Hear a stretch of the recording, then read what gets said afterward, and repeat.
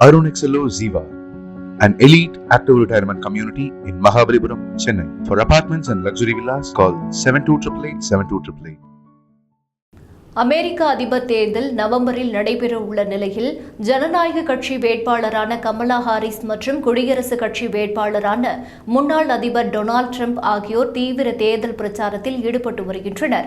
வர்த்தக உறவுகளில் அமெரிக்காவின் குறைந்த வரி கட்டணங்களை பயன்படுத்தி மற்ற நாடுகள் நீண்ட காலமாக பயனடைந்து வருவதாக டொனால்டு டிரம்ப் தெரிவித்தார்.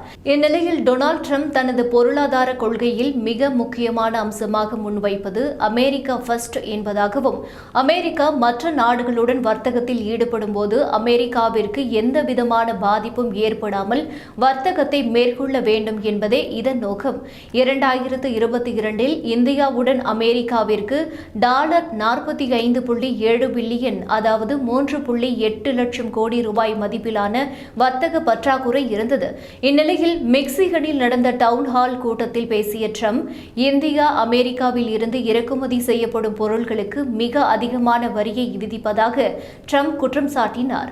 மோடி அருமையான மனிதர் என்றும் மிக கூர்மையான புத்தி கொண்டவர், அதில் எனக்கு எந்த மாற்று கருத்தும் இல்லை. ஆனால் வர்த்தகம் என்று வரும்போது தன் நாட்டு நலனை மட்டுமே நோக்கி மிகப்பெரிய துஷ்பிரயோகத்தை இந்தியா செய்கிறது.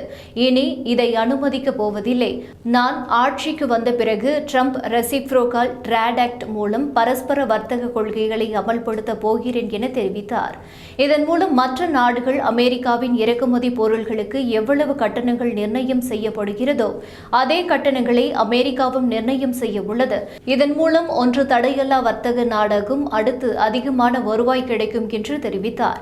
அது மட்டுமின்றி பிரிக்ஸ் உள்ளிட்ட நாடுகள் உலகளாவிய வர்த்தக மற்றும் நிதியில் அமெரிக்க டாலரின் ஆதிக்கத்தை குறைத்து மாற்று நாணயங்களை பயன்படுத்த திட்டமிட்டு வருவதற்கு ஏற்கனவே ட்ரம்ப் டாலரை கைவிட்டு அமெரிக்காவுடன் வியாபாரம் செய்யும் நாடுகளின் பொருட்களுக்கு 100% வரி விதிப்போம் என்று தெரிவித்திருந்தார்.